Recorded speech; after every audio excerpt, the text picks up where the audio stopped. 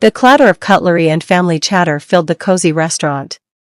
I took a small breath, my heart thudding against my ribs. "I've been working on something big," I announced, my voice cutting through the noise. The table went quiet for a second. Then, my brother Ethan burst into loud, obnoxious laughter. He slammed his hand on the table, making the glasses rattle. "Something big?" he wheezed, drawing stares from nearby tables. "Are you selling painted rocks online again?" My face burned. Our mother patted my arm with a pitying smile. "It's sweet you have hobbies, dear." The humiliation was a physical heat in my chest. But I looked directly at Ethan, my voice steady. "You'll see soon enough." He wiped fake tears from his eyes, his smirk cruel. "Yeah, sure. Can't wait to see your next big idea." The cool night air did little to soothe the burn on my cheeks. I replayed the dinner on a loop all the way to my car. It was always like this with Ethan. Flashbacks flooded my mind. My layoff from the operations firm 6 months ago. My divorce finalized just 3 months later. And Ethan's comforting words, "Don't worry, you can always move back home with mom and dad." Like a stray cat. He was the golden child, the charismatic sales director who could do no wrong. I was the quiet, divorced sister who'd stumbled. My phone vibrated in my purse, shattering the painful memories. I fished it out, not recognizing the number. "Hello?" A calm, familiar voice spoke, and my entire posture changed. "It's Caroline," the voice said. "My mentor." I'd met her years ago while volunteering at a local business incubator, helping small startups with their logistics. She'd seen a sharpness in me I'd forgotten I had. "The group approved it," she continued, her tone all business. "We'd like to move forward with your proposal." A flicker of hope, bright and fierce, ignited in my chest. This was it. The something big I'd barely dared to whisper about. But Caroline's next words were a cold splash of reality. "This is a fragile stage. We'll need you to stay completely silent about this until all the paperwork is signed. No exceptions." I understood. Secrecy was my shield. A few days later, Ethan showed up at my house unannounced, buzzing with arrogant energy. "You won't believe it," he bragged, helping himself to a soda from my fridge. "My company is desperate. We're pitching to a mystery investor to save our entire manufacturing division." He puffed out his chest. "When we land this whale, the promotion is guaranteed." He looked me up and down, that familiar mockery in his eyes. "Some people chase dreams. Others actually make money." He laughed, but I'd stopped hearing him. A cold realization settled in my gut. The company he was talking about, the one he'd named in his boasting, was the same one Caroline and I were negotiating with. The coincidence was staggering. I sat in a sleek, quiet conference room across from Caroline and 2 board members from the investment group. They laid out the opportunity with crisp professionalism. A mid-size manufacturing firm, Apex Dynamics, was restructuring. They needed a private investor partner who understood operations, not just finance. My background, combined with the substantial divorce settlement I'd carefully saved, made me their ideal candidate.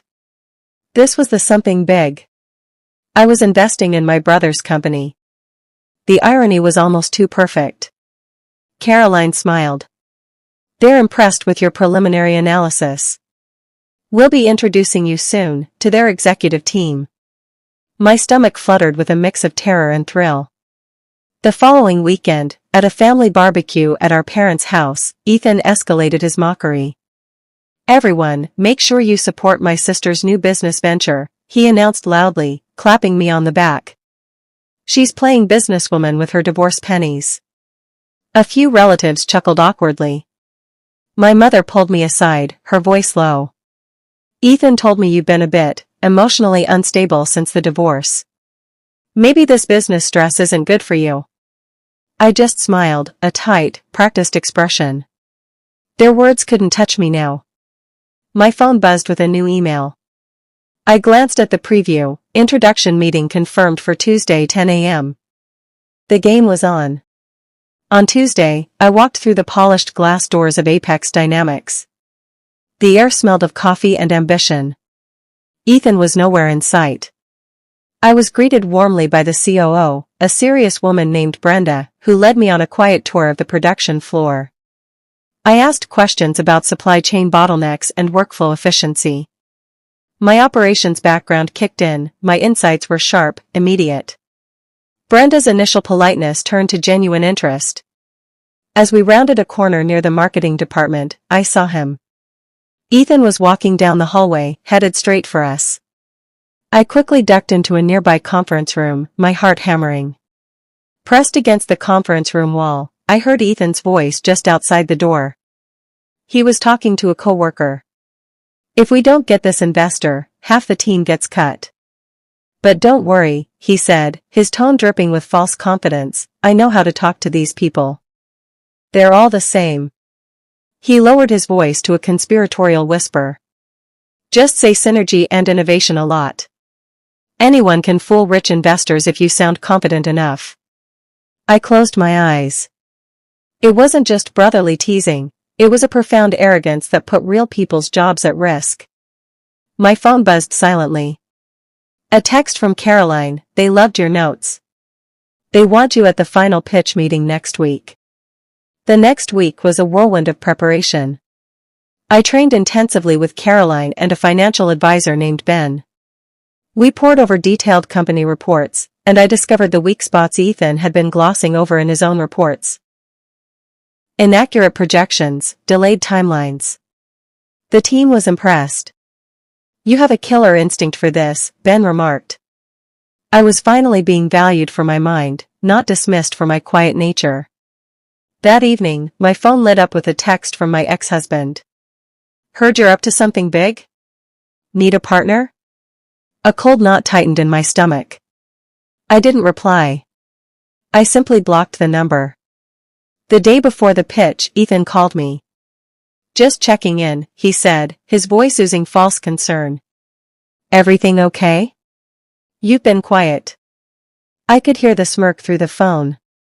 "I'm getting promoted after this investor meeting tomorrow. It's in the bag." He paused, then delivered the final blow. "Listen, if you're strapped for cash, I can loan you something. No shame in asking for help." I gripped the phone, my knuckles white. I wanted to scream the truth at him. But I remembered Caroline's warning. "I'm fine, Ethan," I said calmly. After hanging up, I opened my laptop. The final presentation materials were there. My name was listed on the title slide, primary investor and strategic partner. I walked into the executive boardroom the next morning. It was all dark wood and panoramic windows. The CEO, Mr. Evans, and Brenda greeted me with respectful handshakes. I took a seat at the large table. Ethan entered a minute late, slightly flustered. He saw me and froze, his confident facade cracking for a split second. Confusion flashed across his face. He probably thought I was there as an assistant or had gotten lost. He gave me a tight, questioning look, but I simply offered a small, neutral smile. He took a seat, clearly unsettled, and began setting up his presentation. The CEO nodded at him. "Whenever you're ready, Ethan." Ethan launched into his pitch. It was all flashy graphics and buzzwords, just as I'd overheard him promise. When he finished, Mr. Evans turned to me. "Do you have any initial questions?" I leaned forward. "Yes. On slide 4, your customer acquisition cost projection seems unusually low given the current market data. Can you walk me through your calculations?" Ethan's smile stiffened. "That's a very specific question. It's based on our historical data." I pressed on. "And the timeline for the new product launch seems optimistic, considering the supply chain delays you noted in your Q3 report." Annoyance flickered in his eyes. He looked at me, and with a tone he'd used since we were kids, said, "This is a bit above your pay grade." The room went silent.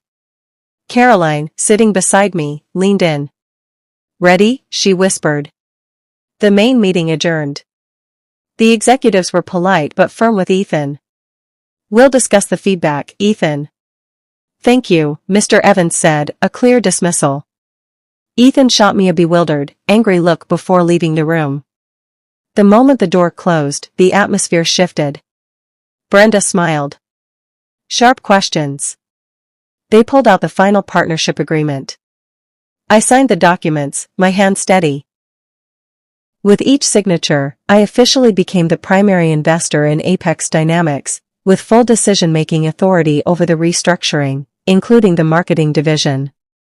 It was done. Mr. Evans shook my hand. Welcome aboard. Tomorrow, we'll introduce you to the whole leadership team. That evening, my doorbell rang insistently.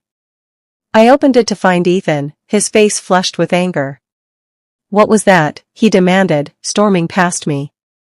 Were you trying to sabotage me? Do you have any idea how important that meeting was for my career? He raked a hand through his hair. Why were you even there? I stood calmly, watching him unravel. I was invited, I said simply. He let out a harsh, disbelieving laugh. You? Invited? Please. Did you bribe a janitor? He was spiraling, unable to process the truth staring him in the face. I looked at him, my expression unreadable.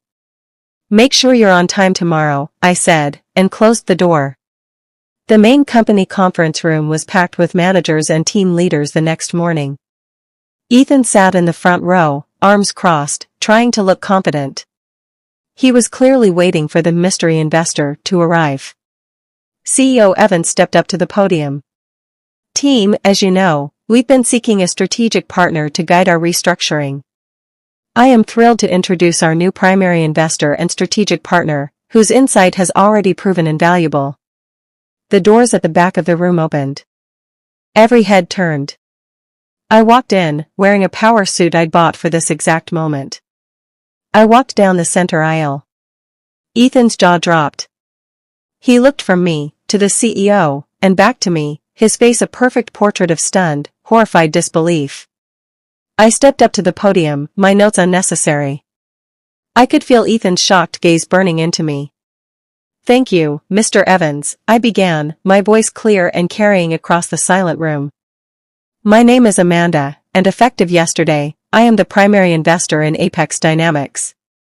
I outlined my vision, streamlined operations, true accountability, and radical transparency. I spoke about valuing substance over flash, and building a company where hard work was recognized, not just loud talk.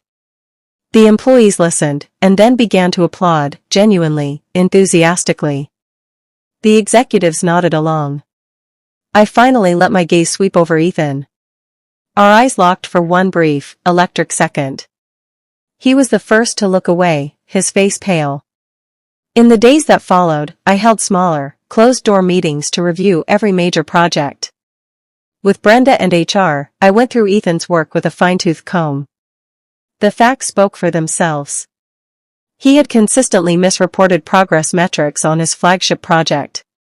Furthermore, we found compelling evidence he had taken full credit for a successful campaign that was largely the work of a junior employee he'd since pushed out. I presented the documentation calmly and professionally. I didn't attack him. I didn't need to. The evidence was a damning indictment of his character. The HR director, a stern woman named Patricia, looked at the file and then at me. We'll need to speak with Ethan immediately. He came to my house that night, a broken man. The arrogance was gone, replaced by sheer panic. Sweat beaded on his forehead. Amanda, please, he begged, his voice shaking. You have to talk to them. Tell them it was a misunderstanding. If I lose this job, I lose everything. He was pleading, something I'd never seen him do. You're my sister. You have to help me. I looked at him, remembering a lifetime of laughter at my expense. I thought of the junior employee whose career he'd stunted. I listened to his desperate pleas in silence. When he finally ran out of words, I spoke softly. I'm not saving you from your own choices, Ethan. The company decided to demote Ethan, not fire him. It was a fair consequence. He was stripped of his director title and his major project was handed to someone else. He was placed on a strict, 6-month performance review plan. It was professionally humiliating, a public fall from grace that he had entirely earned. The news spread through the company quickly. I maintained a professional distance, focusing on the work. Later that day, my phone rang. It was CEO Evans. The board is impressed with your handling of a difficult situation. We'd like you to officially oversee the new team restructuring across the division. I threw myself into rebuilding the marketing division. I promoted the talented junior employee Ethan had sidelined. I restructured teams based on skill and collaboration, not on who was the loudest in the room. Morale, which had been low, began to steadily improve. Employees stopped by my office to thank me for creating a fairer work environment. For the first time, I felt like a true leader. I was using my skills to fix something broken. My phone chimed with an email. I opened it. It was from Ethan. The subject line was simply, "I'm sorry." The message inside was long, heartfelt, and completely different from anything he'd ever said to me. At our next family Sunday dinner, the atmosphere was different. A cousin was praising Apex Dynamics. "I heard your company is making a huge comeback. That new investor must be a genius." Everyone nodded in agreement. Ethan, who had been quiet all evening, looked down at his plate. Then he cleared his throat. Everyone looked at him. "She is," he said, his voice low but clear. He looked directly at me. "Amanda is the investor. She's the one who saved the company." I was wrong about her. Our mother's fork clattered onto her plate, her mouth hanging open in shock. All eyes were on me. I simply took a sip of water, offering a small, gracious smile. A few days later, Ethan came to my house again. This time, he wasn't angry or desperate. He was humbled. "Can we talk?" he asked. I let him in. He sat on my sofa, looking defeated. The pressure. My whole life, he began, was to be the successful one, the star. "I guess I thought putting you down made me look taller." It was the most honest thing he'd ever said to me. I sighed, the anger I'd clung to finally loosening its grip. And I was tired of being treated like I didn't matter, I admitted. We didn't magically become best friends. But we reached a fragile, honest truce, built on a foundation of shattered illusions. My success at Apex Dynamics created ripples. I was invited to speak at a major national business conference about corporate turnaround. On stage, under the bright lights, I shared my story. I talked about being laid off, going through a divorce, and being dismissed by everyone, including my own family. I spoke about the power of quiet strategy and believing in your own worth when no one else does. When I finished, the audience rose to their feet in a standing ovation. I stood there, breathing it in, feeling genuinely proud of myself for the first time in years. As I stepped off stage, my phone buzzed. It was an email from the CEO of a rival firm. "Brilliant speech. We need to talk when you're free." Ethan attended my next speaking engagement at a local Chamber of Commerce event. I saw him slip into the back row, unnoticed. He watched me command the room, my voice confident, my insights sharp. He saw the way people listened, asked for my advice, treated me with respect. When I finished, he waited for the crowd to thin before approaching me. "You were incredible," he said, his voice thick with an emotion I couldn't name. "You proved me wrong. Completely." He wasn't mocking or jealous. He was finally seeing me for who I was. I smiled at him, not out of triumph, but with a sense of peaceful closure. The past was finally, truly, behind us. That night, back in my quiet home, I reflected on the whirlwind of the past few months. I had never wanted to destroy Ethan. I had only wanted to build something for myself. In the end, winning with integrity, using strategy, patience, and facts instead of humiliation, was the most powerful victory possible. I had built something big from the ashes of my old life. I had earned my place at the table. I had earned my respect, not just from others, but from myself. Turns out, the best revenge wasn't hurting him. It was becoming someone he could never laugh at again.